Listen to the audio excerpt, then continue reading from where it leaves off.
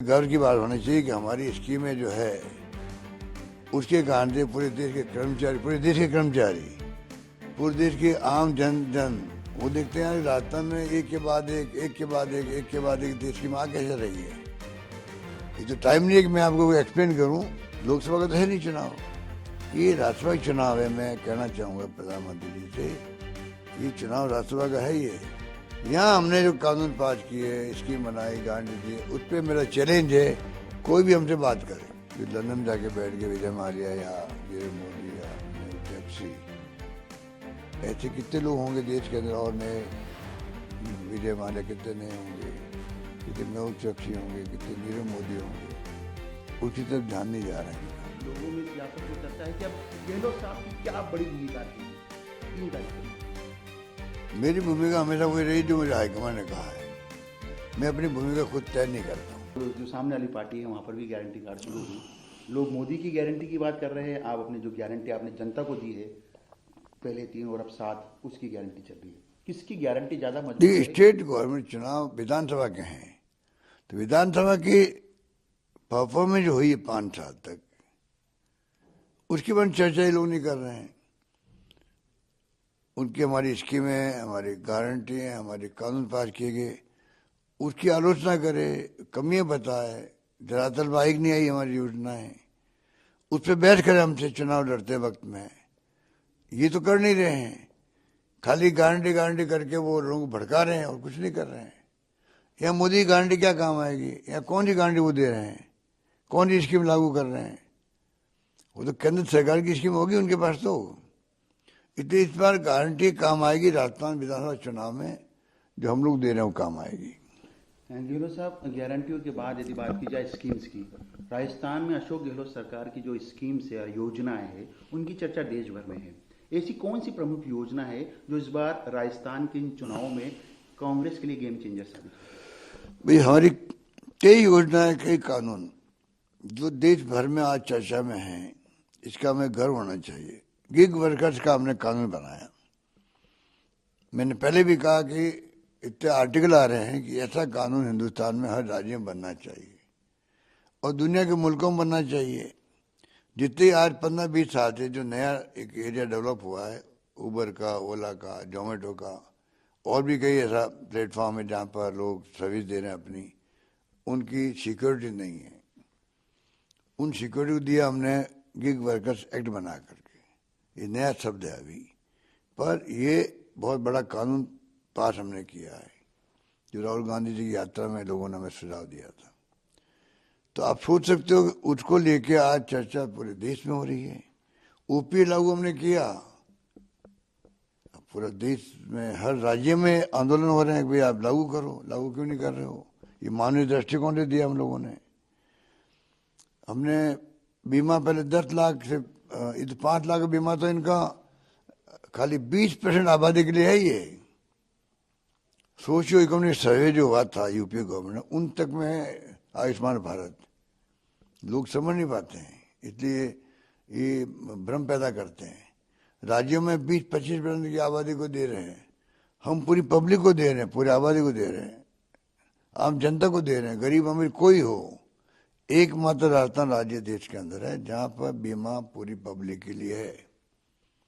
और 10 से 25 किया, मैंने 50 लाख का इलाज प्रति परिवार कराने का हमने गारंटी दी है, मैनिफेस्टो में लिखा है।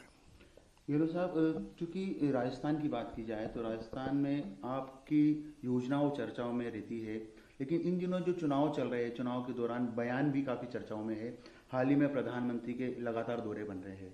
एक बयान उनका आया कि जो राजस्थान में कांग्रेस के जादूगर है और जो केंद्र में दिल्ली में बैठे जो बाजीगर है, वो लूटने में माहिर है, झूठ बोलने में माहिर है। अब जो कांग्रेस के जादूगर है, उनकी कुर्सी कुछ ही दिनों की है। किस तरह लेंगे इस प्रकार के बयान? अब प्रधानमंत्री का बहुत बड़ा पद होता है और उस पद की गरिमा के अनुरूप उनका ये वक्तव्य नहीं है, जो उनकी सोच नहीं है। क्या क्या वो बोलते हैं उनको खुद को एहसास ही नहीं हो रहा होगा। बटन दबाओ जैसे फांसी लगा रहे हो, यही भाषा काम ले रहे हैं योगी जी महाराज। तो कौन सी भाषा हुई है? मतलब आप हिंसक भाषा काम ले रहे हो, वॉयलेंस की भाषा काम ले रहे हो, भड़काने वाले भाषा काम ले रहे हो, जो नहीं होना चाहिए। आप प्यार मोहब्बत से बात करो, जो बात कहनी भी है, आपको कटाक्ष भी करना है, आरोप भी लगाने हैं, तो भाषा में कई शब्द हैं, उनको काम लीजिएगा। आप यूं भड़का क्यों रहे हो लोगों को? शालीनता से बात करो। अब चुनाव कोई लोकसभा का तो है नहीं चुनाव, ये राज्यसभा चुनाव है। मैं कहना चाहूंगा प्रधानमंत्री जी से, ये चुनाव राज्यसभा का है। ये यहाँ हमने जो कानून पास किए, स्कीम बनाई, गारंटी दी, उस पर मेरा चैलेंज है, कोई भी हमसे बात करे, चर्चा ही नहीं करेंगे उसकी, तो ये कहने को इनके बारे कुछ है ही नहीं। चर्चा क्यों नहीं कर रहे, क्या कारण लगता है आपको? कुछ नहीं कहने को इनके बारे। इतनी शानदार परफॉर्मेंस हुई हमारी, पूरे देश में राजस्थान चर्चा में आ गया भाई। ये तो राजस्थान वासियों के लिए गर्व की बात होनी चाहिए कि हमारी स्कीमें जो है उसके कारण से पूरे देश के कर्मचारी, पूरे देश के आम जन वो देखते हैं राजस्थान में एक के बाद एक देश की माँ कैसे रही है। ये तो टाइम नहीं है कि मैं आपको एक्सप्लेन करूं। कोई 200 के लगभग स्कीमें हमारी, 182 स्कीमें हैं। गहलोत साहब, इन चुनावों में केंद्रीय जांच एजेंसियों की भी खूब कार्रवाई राजस्थान में देखी गई। उसमें आपके जो नेता है उनके वहाँ पे भी देखी गई, कुछ कर्मचारियों के वहाँ भी देखी गई। आपने सीधे तौर पर आरोप भी लगाए भी, हाल ही में जो 752 करोड़ की संपत्तियाँ जो है वो जब्त की गई है सोनिया गांधी और राहुल गांधी नेशनल हेराल्ड मामले में ईडी ने। तो कुछ नहीं, खाली चुनाव में ये लोग इतने मैं क्या कहूँ इनके बारे में, अच्छा नहीं लगता है। पर इनको भ्रम है कि इस प्रकार ईडी का, इनकम टैक्स, सीबीआई का दुरुपयोग करके ये मैसेज दे देंगे पब्लिक को जिसकी जिक्र आप कर रहे हो। मुझे लगता नहीं है, क्योंकि मैं बताऊं आपको कि ये एजेंसी इतनी इम्पोर्टेंट एजेंसी है।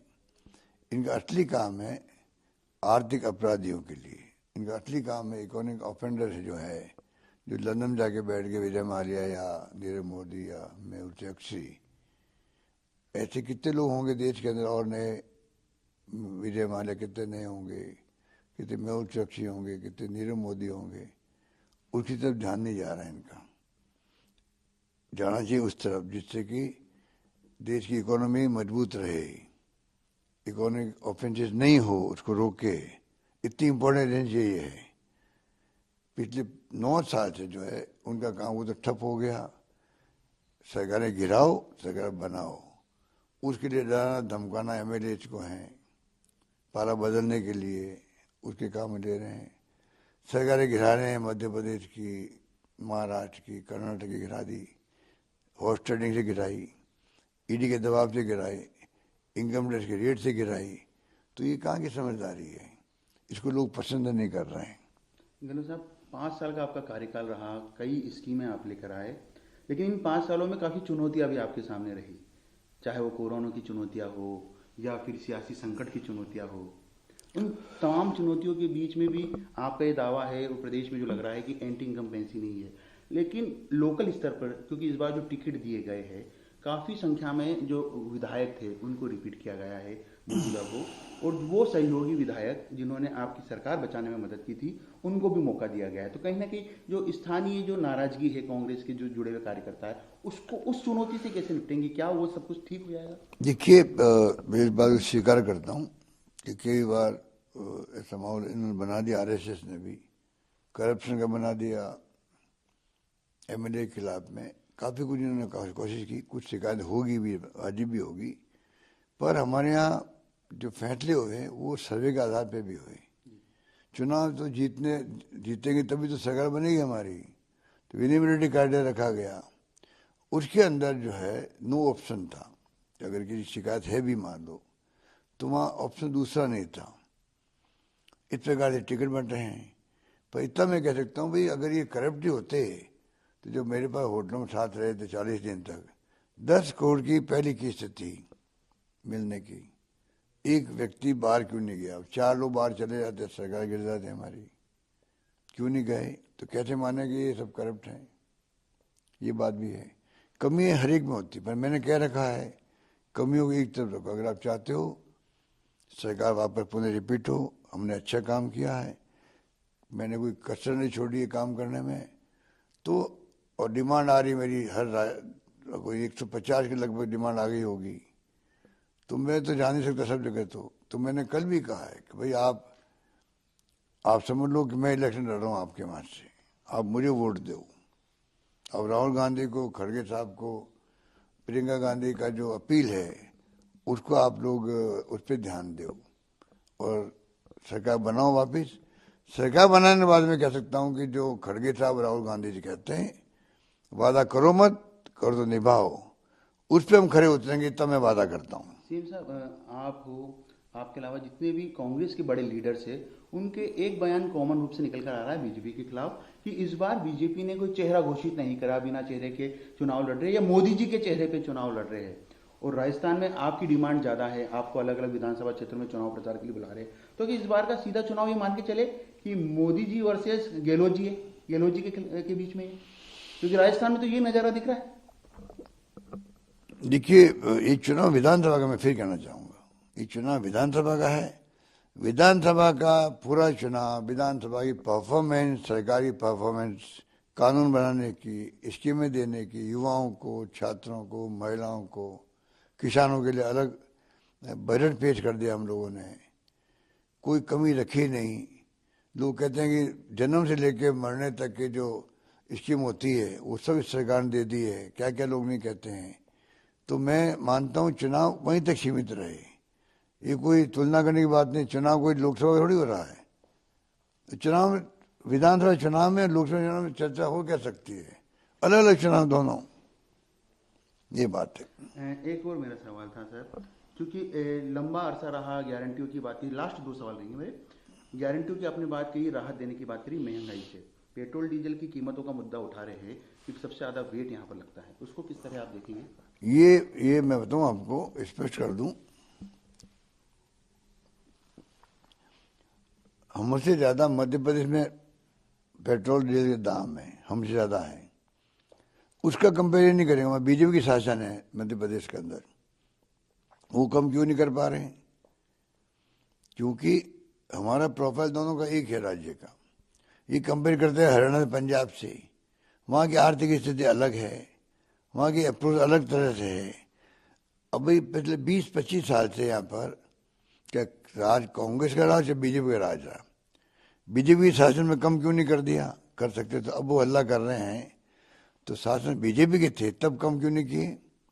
क्योंकि हमने पूरी जांच पड़ताल करवाई, सर्वे करवाए, स्टेट के इंटरेस्ट में ये जो आज है। और इनको पूछो आप लूट आप रहे हो देश के अंदर।